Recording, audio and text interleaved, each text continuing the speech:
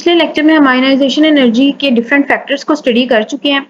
इसके साथ हमने ये भी डिस्कस कर लिया था कि प्रोडक्ट टेबल में ग्रुप और पीरियड में एटॉमिक नंबर के साथ आयनाइजेशन एनर्जी किस तरह से चेंज होती है। हमें ये पता है कि ग्रुप पे आयनाइजेशन एनर्जी जो है डाउन द ग्रुप उसकी वैल्यू डिक्रीज करती है, जबकि पीरियड में आयनाइजेशन एनर्जी की वैल्यू इंक्रीज करती है। तो भाई यहाँ पे हम ये ग्राफ को डिस्कस करेंगे जो पीरियड में आयनाइजेशन एनर्जी के ट्रेंड को शो कर रहा है और साथ साथ ग्रुप में भी। तो अगर इसमें मैं आपके सामने फर्स्ट पीरियड लिखूं, मेरे पास फर्स्ट पीरियड में आ जाते हैं हाइड्रोजन और हीलियम। ठीक है, हाइड्रोजन का एटॉमिक नंबर है 1, हीलियम का एटॉमिक नंबर है 2 और उसके बाद लिथियम आ जाता है। लिथियम के बाद बेरिलियम, लिथियम 3 है, बेरिलियम 4, फिर उसके बाद boron, then carbon, nitrogen, oxygen, fluorine और उसके बाद आ जाते हैं नियॉन।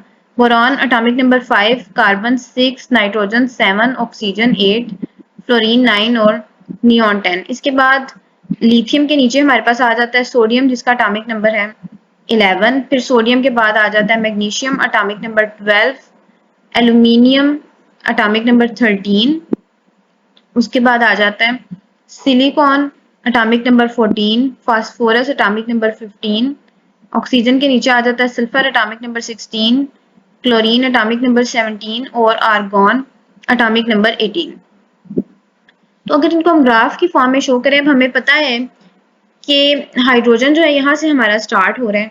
हाइड्रोजन से हीलियम का एटॉमिक नंबर ज्यादा है, यानी हीलियम में ग्रेटर फोर्स ऑफ अट्रैक्शन होगी जिसकी वजह से इलेक्ट्रॉन को निकालना हमारे लिए मुश्किल हो जाएगा, तो हीलियम की आयनाइजेशन एनर्जी ज्यादा होगी। तो आपका जो ये ग्राफ है इसमें अगर आप देखें तो ये जो पहला एलिमेंट है ये किसको शो कर रहा है, ये हाइड्रोजन को शो कर रहा है।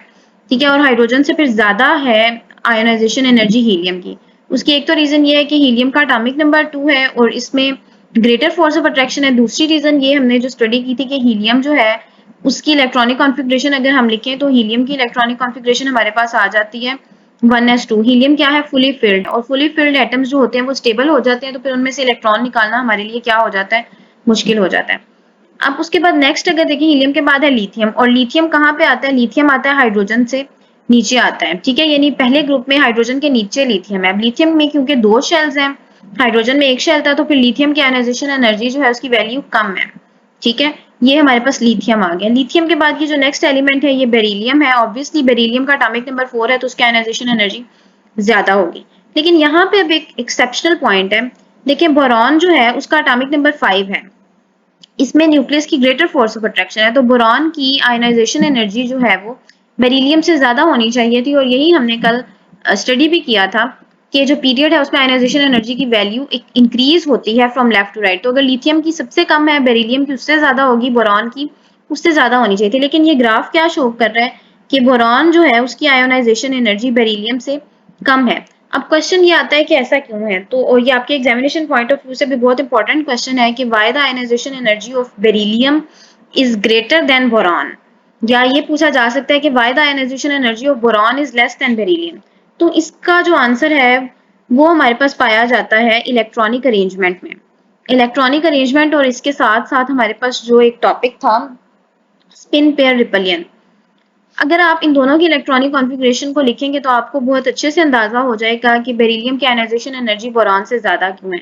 बेरिलियम का एटॉमिक नंबर होता है हमारे पास 4, इसकी इलेक्ट्रॉनिक कॉन्फ़िगरेशन क्या हो जाएगी 1s2 2s2, जबकि बोरॉन का एटॉमिक नंबर हमारे पास होता है 5, इसकी इलेक्ट्रॉनिक कॉन्फ़िगरेशन क्या होती है 1s2 2s2 और 2p1। अब हमने क्या पढ़ा हुआ है कि अगर कोई एटम जो है फुली फिल्ड स्टेट में है तो वो ज्यादा स्टेबल होगा, या हाफ फिल्ड स्टेट में है तो ज्यादा स्टेबल होगा। उसके अलावा ऐसा एलिमेंट जिसमें ना तो फुली फिल्ड है ना हाफ फिल्ड है वो इतना स्टेबल नहीं होगा, और जो चीज स्टेबल ना हो उसमें से इलेक्ट्रॉन निकालना आसान होता है।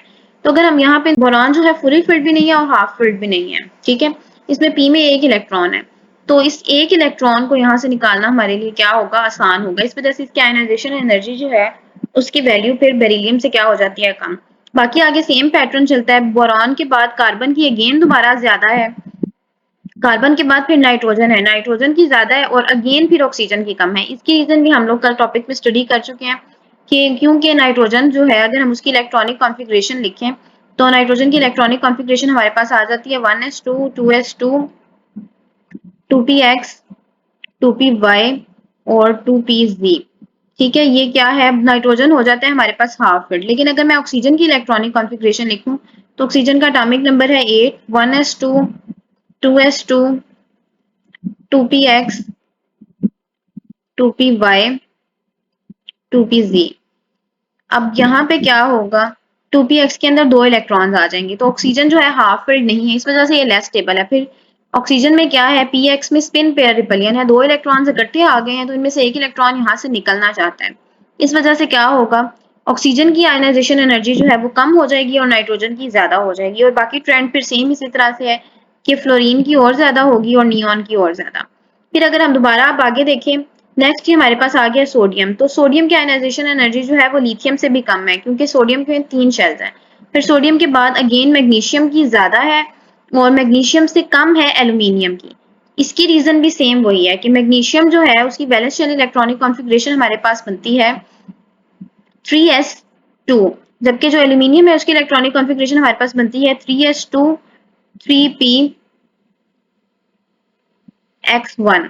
अब मैग्नीशियम जो है वो क्योंकि फुली फिल्ड है इसमें एज सबशेल, तो ये क्या हो जाता है, ज्यादा स्टेबल हो जाता है, फिर इसमें से इलेक्ट्रॉन निकालना मुश्किल है। लेकिन इसके कंपैरिजन में अगर हम एल्यूमिनियम को देखें तो उसमें एच तो फुली फिल्ड है, लेकिन पी क्या है, ना फुली फिल्ड है ना हाफ फिल्ड है। तो फिर यहाँ से इस इलेक्ट्रॉन को निकालना हमारे लिए आसान होगा, इस वजह से एल्यूमिनियम की आयनाइजेशन एनर्जी क्या हो जाएगी, कम। और आगे ये फिर सेम इसी तरह पैटर्न जो है उसको फॉलो करता है, यानी एल्यूमिनियम के बाद फिर हमारे पास सिलिकॉन है, फिर सिलिकॉन के बाद फास्फोरस। अगेन फास्फोरस की आयनाइजेशन एनर्जी ज्यादा है और सल्फर की स्लाइटली कम है।